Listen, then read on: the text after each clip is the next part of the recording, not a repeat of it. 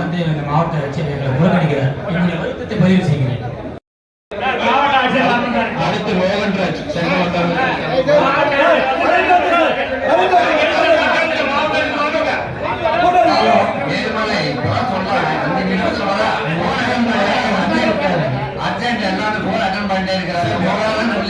Tiruvannamalai collector அலுவலகத்தில் மாதாந்திர விவசாயிகள் கூட்டம் இன்று நடைபெற்றது.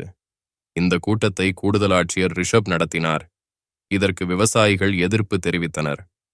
கலெக்டர் கலந்து கொண்டு விவசாயிகளின் குறைகளை கேட்டறிய வேண்டும் என கோரிக்கை விடுத்தனர்.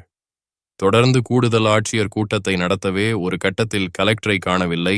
கண்டுபிடி கண்டுபிடி காவல்துறையே கண்டுபிடி என விவசாயிகள் கோஷம் எழுப்பியதால் கூட்டத்தில் பரபரப்பு ஏற்பட்டது. இதன் பிறகு கலெக்டர் முருகேஷ் கூட்டத்தில் பங்கேற்று விவசாயிகளின் கோரிக்கைகளை கேட்டறிந்தார்.